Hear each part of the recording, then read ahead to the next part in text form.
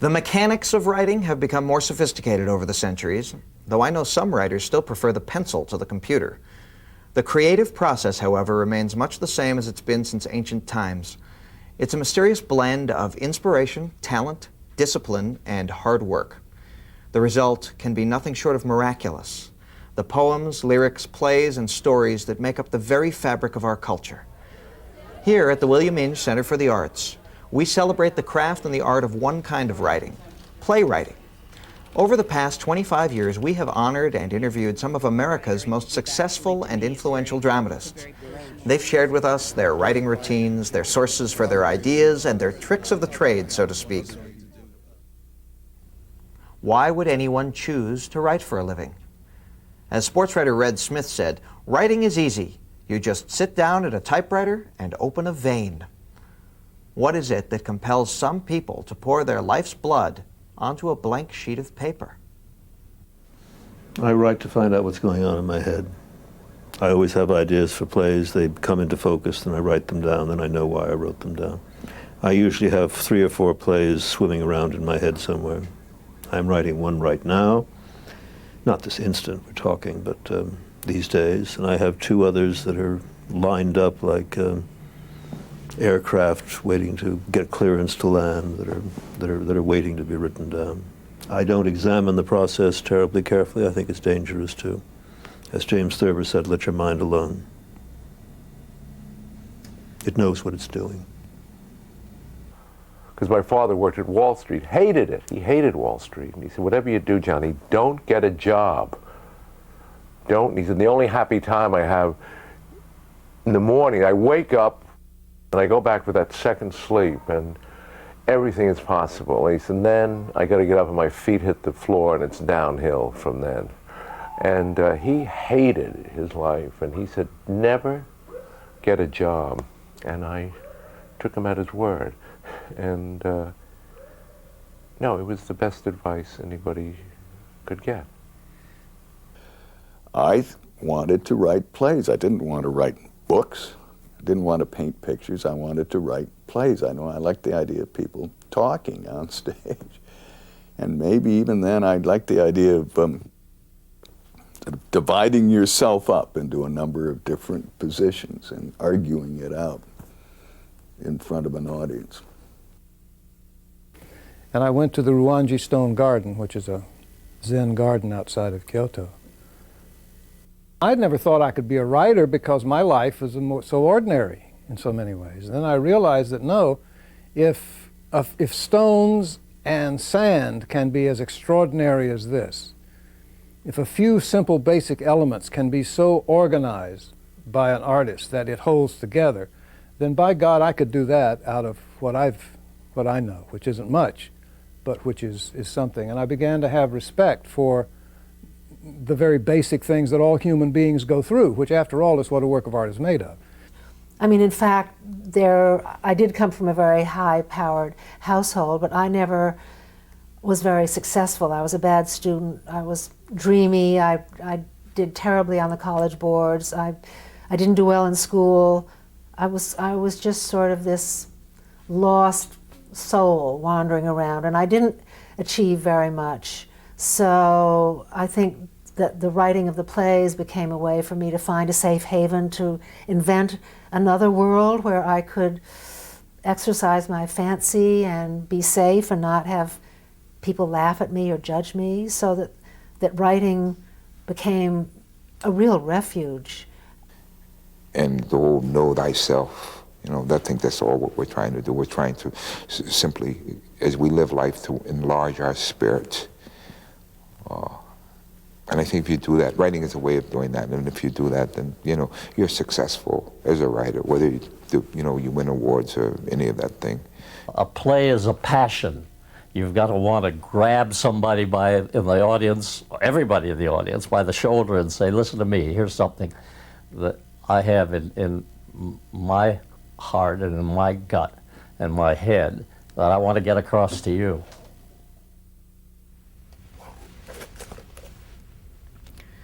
Few aspiring writers find a quick path to success. Whether it be as a poet, a playwright, a journalist, or a short story writer, Typically, it takes a struggle with a few million words to hone one's writing skills, and you have to absorb a tremendous amount of rejection and criticism along the way. Most writers, even the great ones, have a drawer full of work that couldn't get published. So what does it take to succeed? Well, write. You know, just write and write some more and write some more. And in the process of writing, you learn. You get better at whatever it is you're doing. If you do something for 20 years, you have to be better at it than you were previously, one would hope, anyway. Well, the challenge, of course, is to familiarize yourself with the territory completely, to know what everybody else has done, the good playwrights and the rotten ones, because you learn from the bad ones, even more than you learn from the good ones sometimes. But then every time you sit down to write a play, you must write the first play anybody ever wrote. And that's what you try to accomplish for people. They must not approach their craft with ignorance, but they have to approach it freshly each time they work. And young audiences have to see the masterpieces of the American theater to know what to aspire to, and see Long Day's Journey and Death of a Salesman and Streetcar. And you can't just see a third-rate play and aspire to being, because then you're going to end up being a fourth-rate playwright. Maybe if you see first-rate plays, you'll end up being second-rate, but that's better than being fourth-rate. It's also important to discuss what it is you've seen, and what it is you've hated, and what it is you've loved. Because when we love something, our obligation is, how do we make that our own? And a lot of times, one of the things about being in a group of writers is saying, this is what interests me right now. And we don't know a lot of times what it is we think until we say it out loud. You should also have a belief in yourself that is larger than anyone's disbelief. And sometimes that's a whole lot of belief that you have to have, because there are so many people that as a young writer you'll find who are disbelieving in you, and you have to maintain that belief in yourself and use craft to exercise the things that your heart dictates to you as a writer. But excellence is not a threat. There's never enough excellence. God, I wish there were 10 times as many great playwrights as there are. The world would be a much better place. Nobody should be threatened by excellence, ever. You have to look beneath the surface of the lies and the deceits of what? Of your parents, of your family, of your friends, of your government, of your church, but particularly of yourself. And if you can reveal what you've been kidding yourself about, that is infinite value in writing plays. We're writing about our times, about the problems of our times. We're living in enormously exciting, rapidly moving times. And it is the job of the playwright, like the submarine captain, to run up the periscope and look around and see what's up there. The thing that I always tell young writers to do, because there's no way for them to get their works heard, and I'm talking specifically about plays, it might work with screenplays also, is to get a bunch of actors together who are your friends. They don't have to be professionals, they just have to be even fairly good, and just sit around the table and read it. You find out more about your material when you hear it read for the first time. It's taking your own x-rays. You see the places that need work. And I've seen students in various programs that were so talented, but they had incurred such a debt, they'd built up such a debt to go to school, that because they were smart and clever, that they got offered jobs in episodic, as they call it, episodic TV, and are in California and are lost because they make a lot of money. But worse than that, I mean, they develop a corporate mentality. They learn to write with a bunch of other people for a sponsor, for a network, and they lose. Writing's like safe cracking. You got to keep your fingertips sensitive. If you stay away from cracking the safe too long, your fingertips get tough and you can't feel it anymore. I've always felt that in a certain way it's a great advantage being a woman, because we have to be organized, we have to have schedules. A man can go off on a drunken bender, and Scott Fitzgerald and Hemingway, and you think of all these writers who could indulge themselves, but if you have a family, if you're a woman, you can't do that. And so I think we learn early on how to organize our time and how to focus and concentrate. And I've always been very grateful for that. And then I know that half of my plays are going to crash and burn, which makes it even more compelling that I do the work and that it crash and burn majestically. The important thing is to keep questioning your own values, because you do get trapped into accepting that you believe certain things that you no longer believe. One of the reasons that I enjoy teaching and enjoy lecturing, and even from time to time doing interviews and discussions, is that sometimes I discover that I've changed my mind about something. And somebody will ask me a question and I discover that my instinctive answer is contrary to other things that I thought I believed. And that's interesting always. We must never become rigid and formulated in our response to stimuli.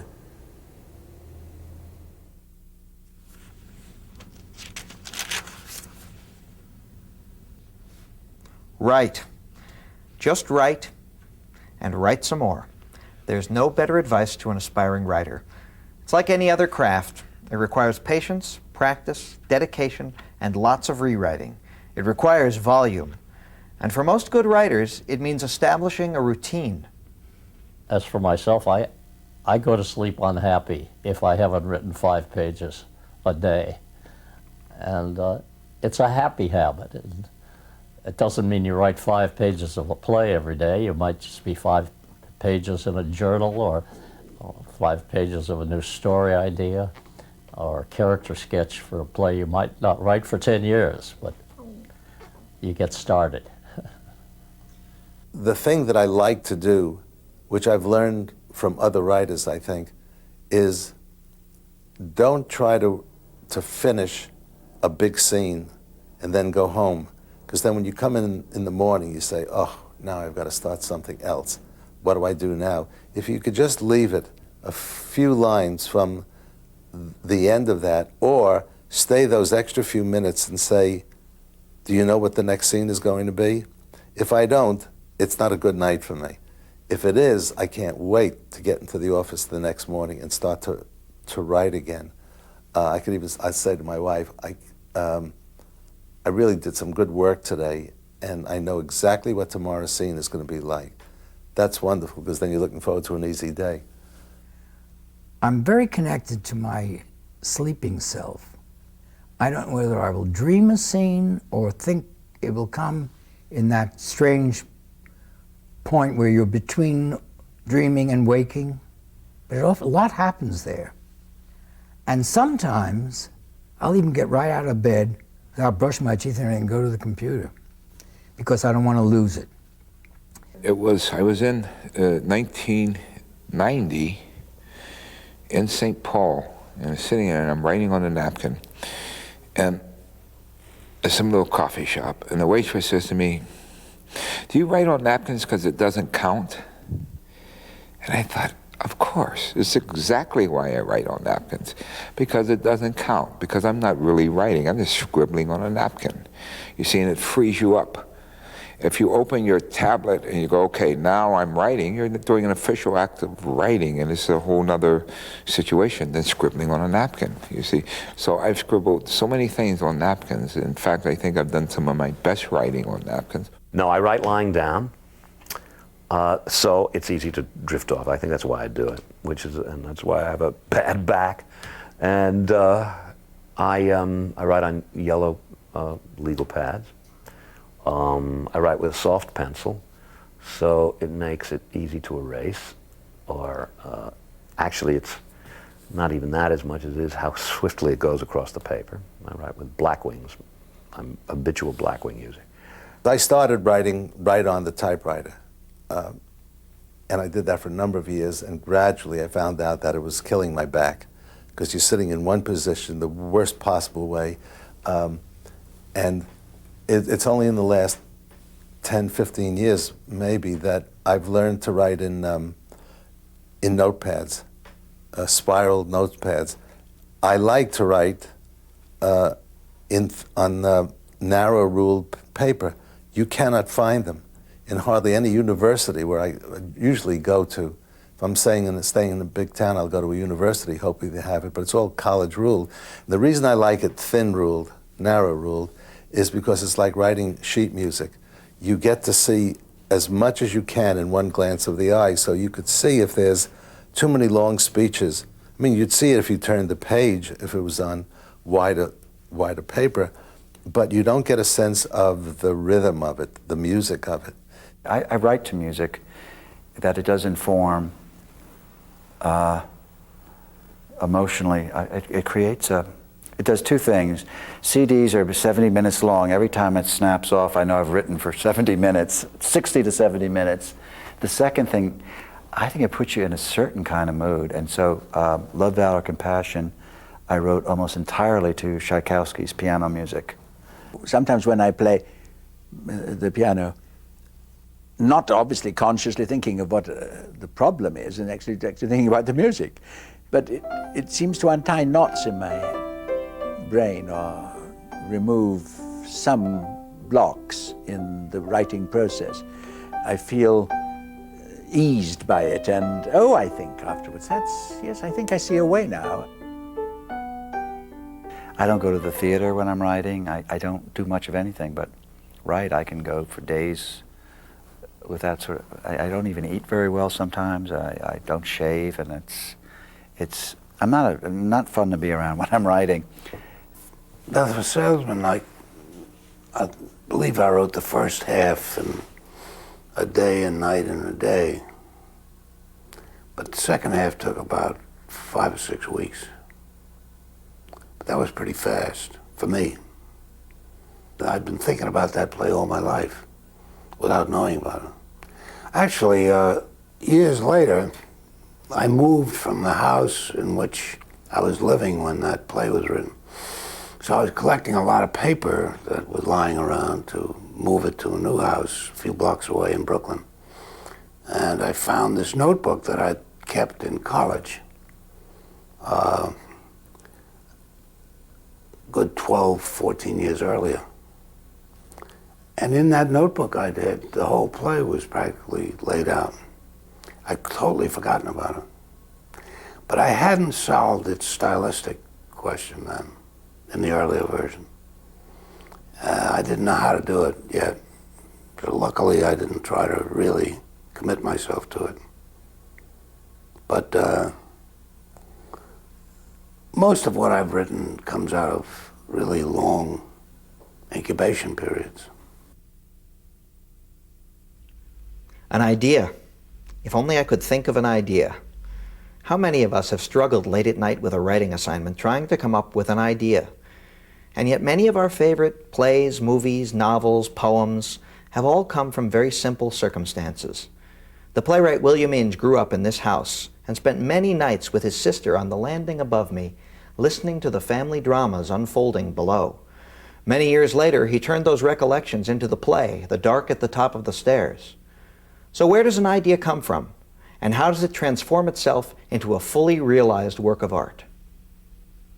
There'd always been a rumor that Salieri poisoned Mozart. It was almost certainly invented by Mozart himself, who deeply suspected, I think correctly, Salieri of blocking him in his promotion, seeing he didn't get royal appointments to teach royal pupils. You know, that's how you made your money in those days. You didn't make it by composition. You paid it by, you got it by teaching. But why would they invent this story? And I thought, well, perhaps authorities were worried. Perhaps they'd heard this rumor. It would have been a great scandal if the imperial Kapellmeister Antonio Salieri had actually dosed Wolfgang Mozart with arsenic. Death of a Salesman is written with the idea that of a man having a train of experiences internally and externally at the same time. And without stopping to have monologues, we should be aware of both the inside of his head and the outside. And that is the mechanism of that play. which quite frankly I don't think has ever been reproduced again, either by me or anybody else. One of the dissatisfactions with the salesman was it was too emotional. See, people were being wiped out by that play. Especially men were devastated by it. And so I went in the opposite direction. I wanted to write something that was far more acerbic and hard, and that was The Crucible, where the emotions were enormous, but where you would not weep so much as see more. So there's that dissatisfaction. You want to do something of a different sort. Well, I grew up 3 blocks from the Metropolitan Museum of Art on 82nd between Park and Lex. And in the old days it was free, and on a rainy day my mother would say to my brother and me, "Oh, go to the museum and play." And I guess in terms of my plays that I feel the artist is the ultimate hero. You know, who are you going to write about, who one could admire, who sacrifices everything for what they believe in. And I, you know, all my plays are about the artist in one way or another. One night, I was walking by, this is in this little town, Madison, Tennessee, and the church was rented out to evangelists. And I heard something I had never heard before, and I went and I looked in the church, and here was an entirely different scene. Here were people in extremis. There was a man on the floor, beating the floor, and crying out, you know, this way, and the singing, suddenly they break into these songs. You know? And I thought, what's this? What's happened to this awful place that I didn't like? And I just sat in the back and was mesmerized. And so that was a profound experience. And the play of mine that is done the most, and is called Holy Ghosts, and it's about Pentecostal snake handlers and some people who get involved with them.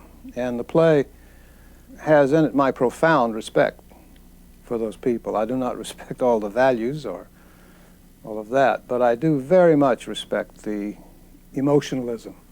I usually tend to write with character in mind and just let those characters start talking. I do know where the play is going to go. I do know, like with the Rosenswags, I want it to go to some woman turning to a man and saying, "I love you." And with Heidi, I wanted a woman to get up at a women's meeting and say, "I've never been so unhappy." And isn't it romantic? The first time I wrote it didn't work because I didn't know where it was going, and then I realized it was going to this girl dancing alone. And in Uncommon Women, it was those girls saying, "When we're 30, we'll be amazing. When we're 40, we'll be amazing." As I said to somebody, I said, you know, the play is not called The Miracle Workee, it's called The Miracle Worker, and it's named after Annie, not after Helen. If you read her letters, which is the play is built largely upon, it's incredible to think these were the letters she wrote almost every day while she was down there to her house mother at Perkins in Boston, and she details in the letters everything she did with Helen and everything Helen did against her. And so nothing between Helen and Annie did I really invent. That's all based on letter reports. What I did have to invent was the whole family, because she didn't write much about the family and nobody knew much about them, and so the fiction of the family in the play is fictional.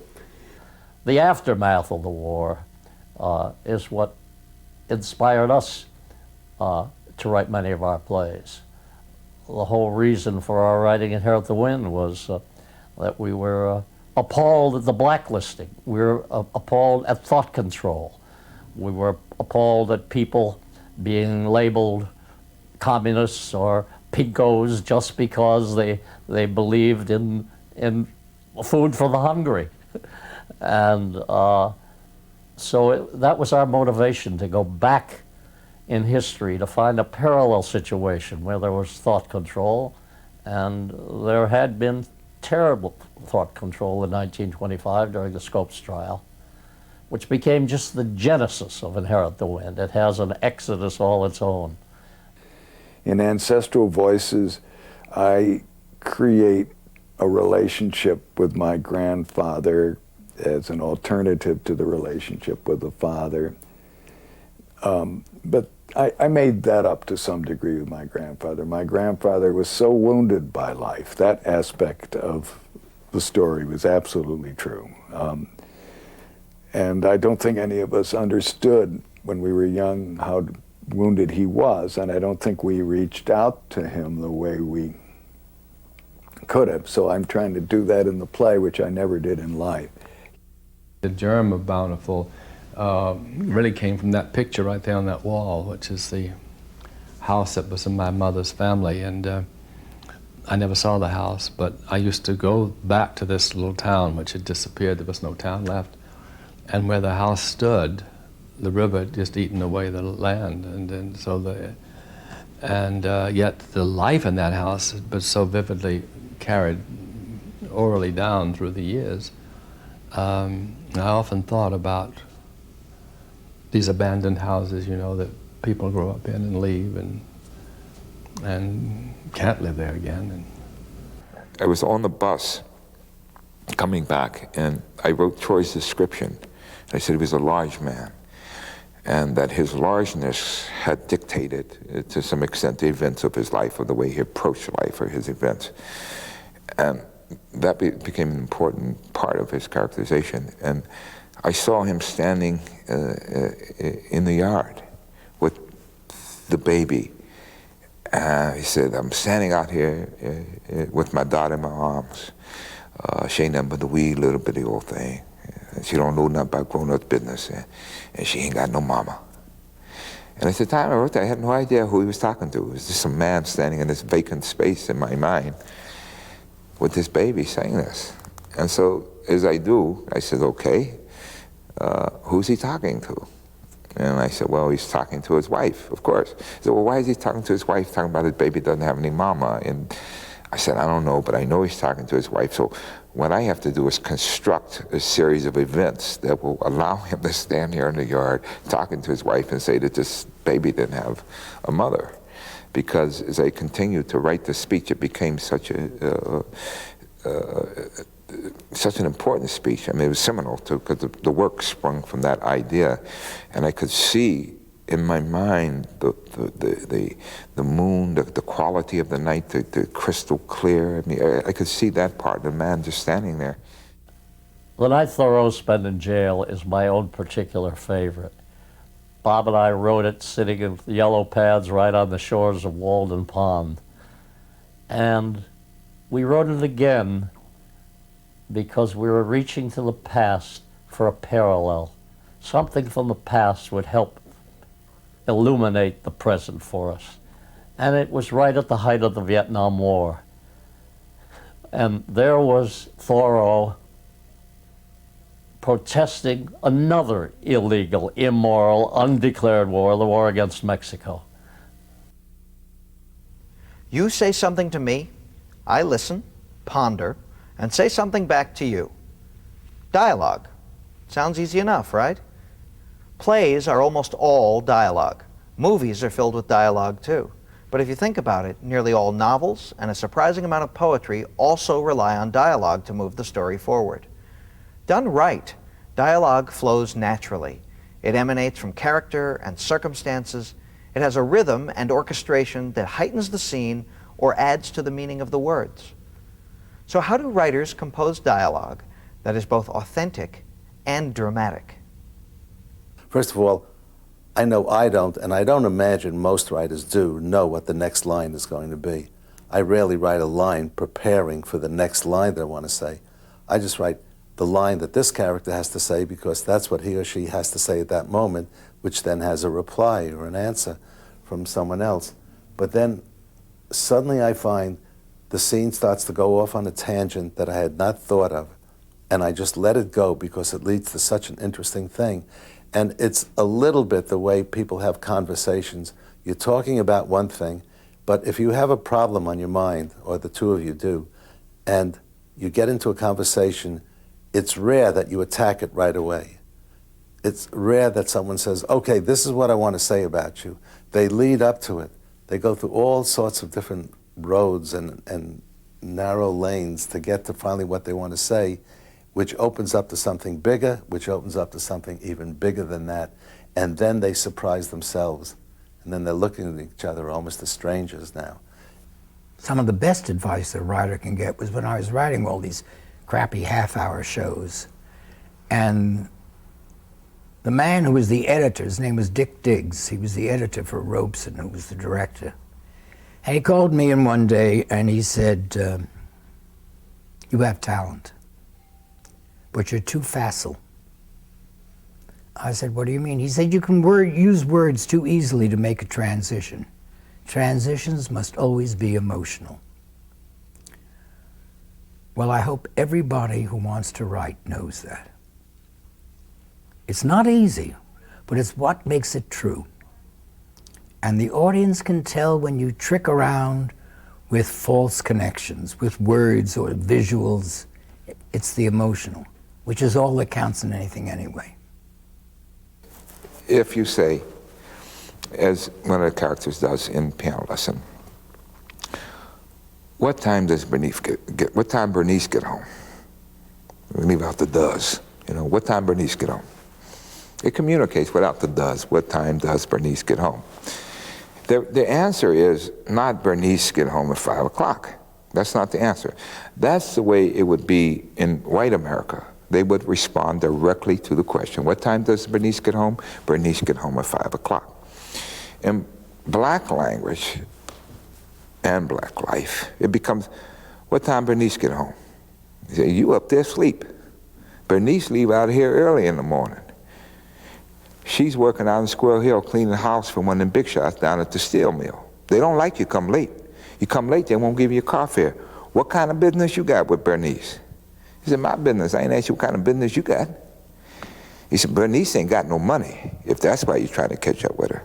She having a hard time as it is. If she go ahead and marry Avery, he working every day. If she go ahead and marry Avery, she be doing all right. But as it is, Bernice ain't got no money. So when the listener heard, what time does Bernice get home, implied in that was, I want to borrow some money off of Bernice. And then you get the whole answer, you get his ideas about whether she should marry Avery or not marry Avery. You learn about Bernice is out there doing, et cetera, et cetera. So it's discovering those kind of things and understanding that the language is as the people think. People talk how they think. So it became, once I became aware of that and I learned to value and respect that and to discover the poetry, if you will, in that, then I didn't have any problem writing dialogue. But it was through poetry that I broke this, what I felt was a congenital block as a writer. It wasn't just today I had a writer's block. I had it for months and kvetched everything out with the utmost agony. And suddenly I was writing these ornate poems with complicated stanzaic patterns and rhymes and was liberated by the form, by the bondage of the form.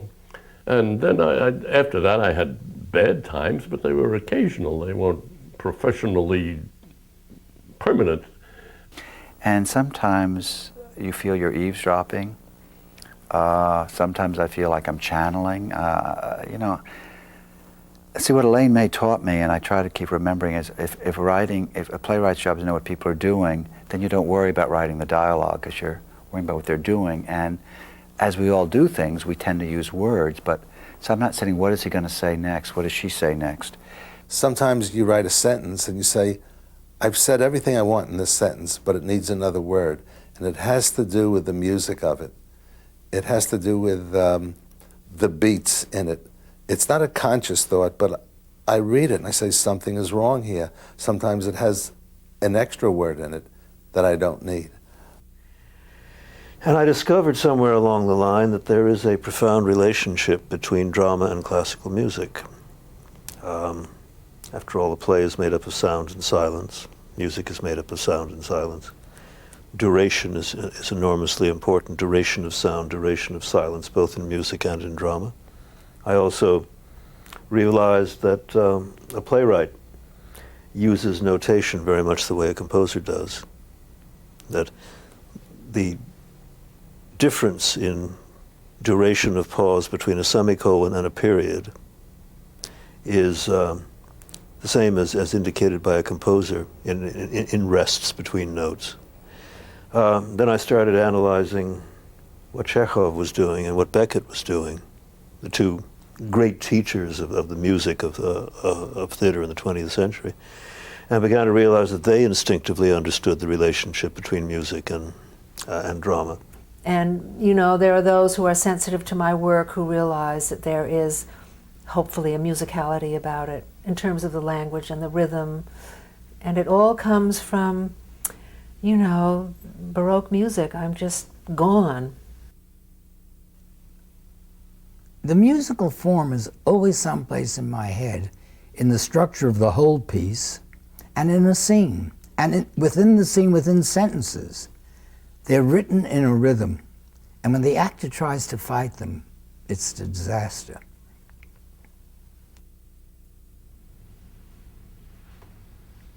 Filmmaking and theater are typically regarded as collaborative arts. While most writers begin the process alone, they eventually team with directors, actors, and designers. Some writers, though, choose to work with a partner from the very beginning. Collaboration is a complex dynamic that can yield wonderful results if you're cut out for it. Writing is a very lonely business. I've tried as a teacher to get students to work together, and often it's very difficult because they want to say, that's my line. I wrote that, you know. And a marvelous thing about working with Jerry is that we really don't know who wrote what. It's a system of checks and balances between us. We always say that writing, you have to wear two hats. You write something, and then you put it down, and you put on another hat, and look at it as a critic. You have to be your own critic. Well, we figure we're each other's critics right as we go along. And we argue a lot, we yell a lot, we scream a lot, but our UN rule is very simple. We say, you can always say no to anything. A comma, an idea, a whole basis, premise for a play, a speech, a character, anything. You can say no to it. But it has to be a positive no. By that I mean, if I say no to something Bob comes up with, I then have the obligation to come up with something better that he'll say yes to. So you cannot just be negative. So I think that keeps the creative juices going. If Jerry and I were identical in our tastes, there would be no reason for me to put up with him or for him to put up with me. But because we have a binocular vision, he sees one thing, I see another, we combine them, and this gives it what we have to write, perhaps more of a panoramic quality. Musicals are a collaborative process, unlike individual plays, although I suppose they can be collaborative with their directors. But musicals rarely are written by one person. So you're working usually a team of three or a team of two. And I happen to love collaboration. I enjoy the give and take, and I certainly enjoy having somebody to call on when I feel I'm in trouble and saying, I don't understand, I don't know what to do with this song, have you got any suggestions? And I like to contribute lines and bits of business because I take lines and bits of business. Many songs I've written have, at the very least, ideas that are suggested by the librettist, and sometimes individual lines and even passages, though I paraphrase them. And I've contributed to librettos. And collaboration is, for me, fun. There are certain playwrights and writers who hate it. I love it. So finally, where John and Fred take up where I left off is very hard to find, or I don't even remember anymore, and I don't care. The point is, it's something the three of us felt was right, and I think that's as it should be. But they never, as I say, the only composer lyricists I've worked with, they never said to me, write a scene and leave parentheses or a blank where you want us to write a song. No. So I don't say, song here where Melina expresses. No, I wrote it as a play, as a scene. Fully intending, hoping they would find things in it that would appeal to them. I like to write songs that are sort of miniature scenes in which lots of things happen.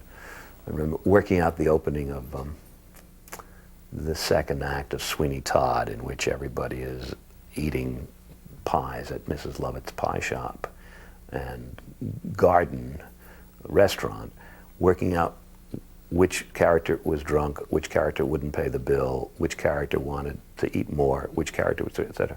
And working that into the music is exactly the kind of thing I like to do. And that's puzzle making. That's all about logic and working out and saying, well, if this character is singing there and exiting, then it can't come on there. This one has to come on, etc., etc., etc. And so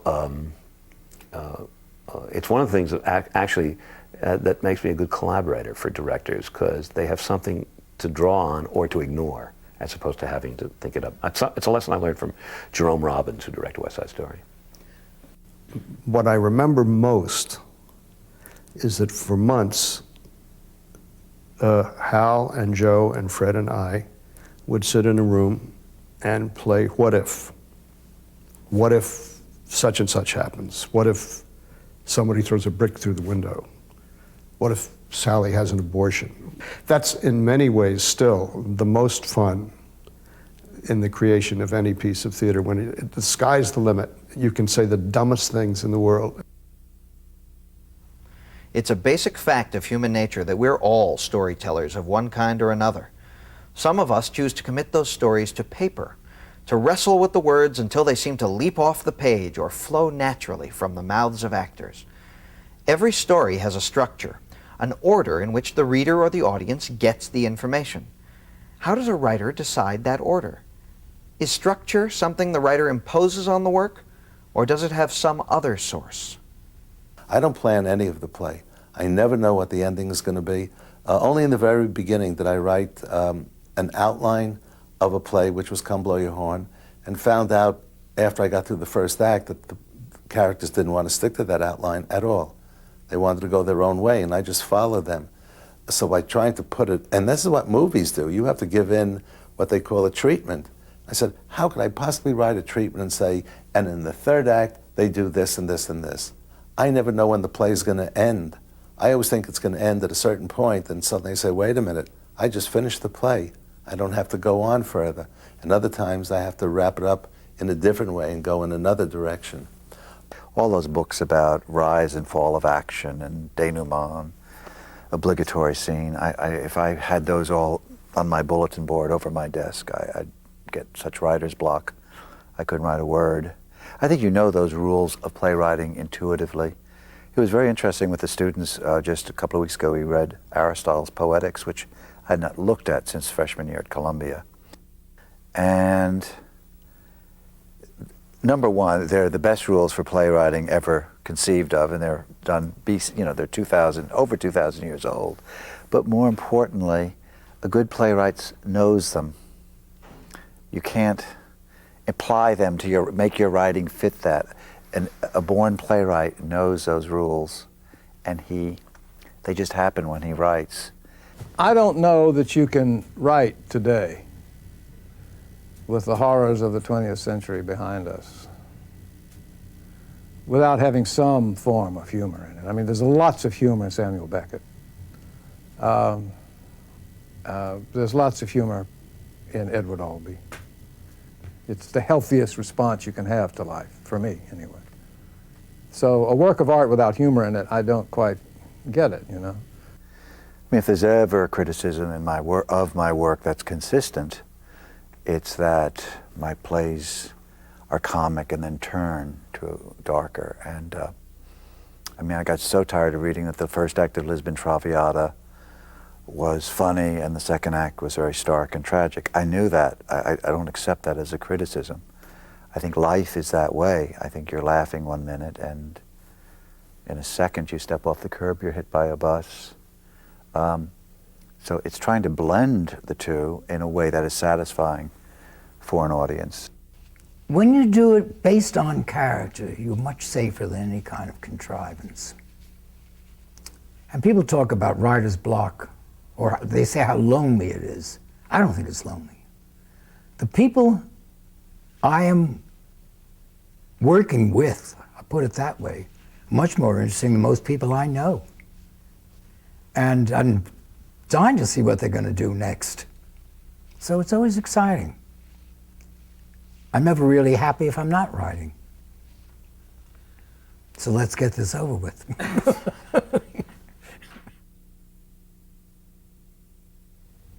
We all have stories. Those we live, those we see others live, and those we imagine. The art of writing allows us to share those stories through plays, movies, novels, poems, and songs. We only have one life ourselves, but great writing allows us to understand many lives and to experience being alive more fully. Writing brings people together through better understanding. Through this video, the William Inge Center for the Arts offers the wisdom and knowledge of many of America's finest writers. We hope it inspires you to share some of your stories with the rest of the world.